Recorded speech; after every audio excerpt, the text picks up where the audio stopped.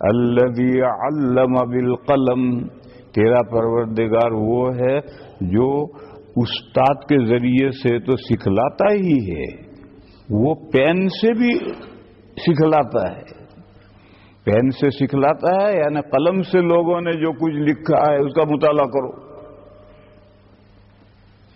مگر اس مطالعہ کرنے میں اس کا خیال رکھنا ہے کہ اناپ شناپ مت پڑھو ورنہ گمراہ ہوگے، اناپ شناپ مت پڑھو، جو بھی کتاب ہاتھ میں آ گئی پڑھنے لگے، نہیں، اہل حق کی کتاب پڑھو، اہل دل کی کتاب پڑھو، دو شرطیں، اہل حق اہل السنہ والجماعہ میں سے ہو اسی کی کتاب پڑھو، گمراہ فرقوں کی کتابیں مت پڑھو، چاہے اس کی زبان کتنی شاندار ادبی زبان ہو، چھوڑو اس ادب کو، تمہیں ادب سیکھنا ہے تو شیکسپیئر کے ڈرامے پڑھو، گمراہ نہیں ہوگے، شیکسپیئر کے ڈرامے پڑھو گے تو گمراہ نہیں ہوگے۔ بعض لوگ کہ فلاں کی زبان بڑی شاندار ہے، زبان میں ستیہ ناش ہو جائے گا تمہارا۔ سب سے پہلے دیکھو کہ مصنف اہل حق میں سے ہے یا نہیں، اہل السنہ والجماعہ میں سے ہے یا نہیں، ہے تو پڑھو اس کی کتاب، نہیں ہے باور رہنے دے۔ پھر اس سے آگے اگر مصنف اہل دل بھی ہے، اللہ کا نیک بندہ ہے، تو اس کی کتاب سے علم بھی حاصل ہوگا اور صلاح اور نیکی بھی پیدا ہوگی۔ جیسے متکلم کا اثر سامع پر پڑتا ہے، ایسے ہی کتاب کے پڑھنے سے اگر صاحب کتاب اللہ کا نیک بندہ ہے تو کتاب کے واسطے سے اس کا صلاح تقوی منتقل ہوتا ہے، لیکن یہ لازمی شرط نہیں، لیکن بہرحال اگر وہ اہل دل ہے، نیک بندہ ہے، تو اس کی کتابیں پڑھو گے تو نیکی بھی منتقل ہوگی۔ اور باقی یہ شرط ضروری نہیں ہے، ضروری شرط ہے کہ وہ اہل حق میں سے ہو، اس کی کتاب پڑھو، گمراہ فرقوں کی کتاب مت پڑھو۔ ضرورت کے لیے پڑھ سکتے ہو۔ کب پڑھ سکتے ہو؟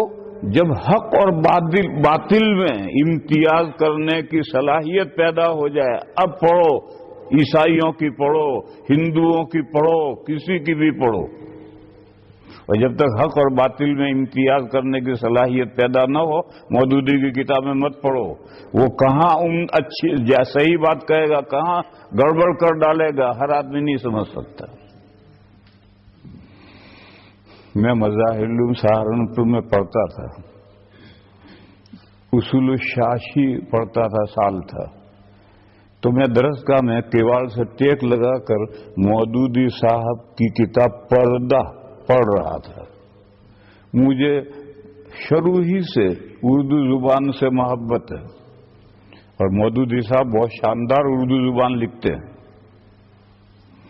تو میں ان کی اردو سے سیکھنے کے لیے ان کی کتاب پردہ پڑھتا تھا، اور پردہ کتاب میں کوئی ایسے گمراہی کی بات نہیں تھی۔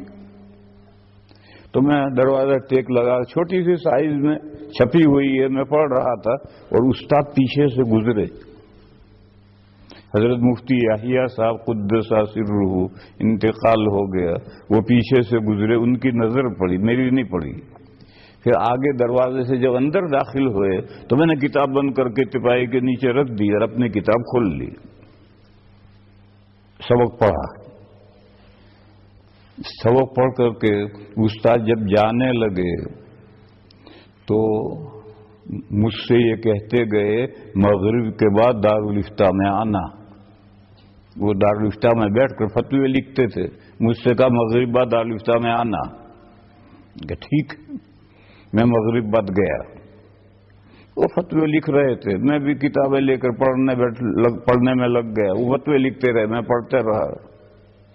جب عشاء کی اذان ہوئی تو میں نے عرض کیا کہ حضرت آپ نے فرمایا تھا کہ مغرب بعد دارالفتہ میں آنا۔ فرمایا ہاں، درسگاہ میں کیا کتاب پڑھ رہے تھے؟ جھوٹ بولنے کی میری عادت نہیں، بچپن سے مجھے جھوٹ سے بہت نفرت ہے۔ تو میں نے صاحب کہا، میں نے کہا حضرت مودودی صاحب کی پردہ پڑھ رہا تھا۔ مظاہر العلوم میں تو مودودی کی کتاب اگر کوئی پڑھے تو فوراً اخراج ہو جاتا تھا، اب تو وہ سختی نہیں رہی، لیکن شروع میں اگر مظاہر میں کوئی مودودی کی کتاب کسی طالب علم کے پاس پائی جائے تو فوراً اخراج ہے۔ اور میں بھی کسی طالب علم سے لایا تھا چپکے تو سب کچھ چلتا ہے، تو میں نے صاحب کہا، میں نے کہا حضرت مودودی صاحب کی پردہ پڑھ رہا تھا، تو حضرت نے فرمایا ابھی نہ پڑھو، جب وقت آئے گا میں بتاؤں گا۔ چنانچہ میں نے جا کر وہ جس طالب علم سے میں نے لی تھی اسے واپس کر دی، میں نے آگے ایک سطر بھی نہیں پڑھی، واپس کر دی۔ پھر 3 سال میں مظاہر علوم میں رہا، پھر 5 سال دارالعلوم میں رہا، پھر مدرس ہو کر کے اشرفیہ میں گیا۔ اشرفیہ میں مدرسی کے 7ویں سال، 9 سال میں نے وہاں پڑھایا ہے، 7ویں سال ڈاک میں ایک کارڈ آیا، اس میں لکھا تھا عزیزم سلم، اب تم مودودی کی کتابیں پڑھ سکتے ہو، یا غفر لہ۔ میری حیرت ہو گئی، اب وہ 3 سال اور 5 8 سال اور یہ 7 سال، اتنے عرصے کے بعد ان کا کارڈ آیا، اتنا ہی لکھا تھا عزیزم سلم، اب تم مودودی کی کتابیں پڑھ سکتے ہو، یا غفر لہ۔ تو پکا جب علم ہو جائے، حق اور باطل میں امتیاز کرنے کی صلاحیت پیدا ہو جائے، کچھ بھی پڑھو، کوئی ضرر نہیں پہنچے گا۔ لیکن کچا علم ہے، حق اور باطل کو سمجھ نہیں سکتا ہے، اس مرحلے میں مطالعہ کرتے وقت پہلے یہ دیکھنا ہے کہ مصنف اہل حق میں سے ہے یا اہل باطل گمراہ لوگوں میں سے ہے۔ پھر ساتھ میں اگر اہل دل بھی ہے تو سونے پہ سہاگا۔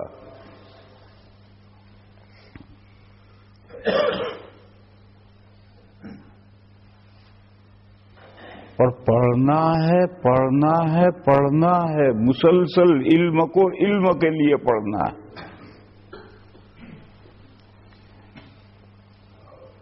پھر قرآن کریم کہتا ہے علم الانسان ما لم یعلم، اللہ پین کے ذریعے سے انسان کو وہ علم سکھلاتے ہیں جو اس نے مدرسے کی زندگی میں نہیں جانا۔ ہاں تو اس نے استعداد حاصل کیے، پیدا کیے، اور اس استعداد سے جو پڑھے گا تو اللہ تعالیٰ نئے نئے علوم سکھائیں گے۔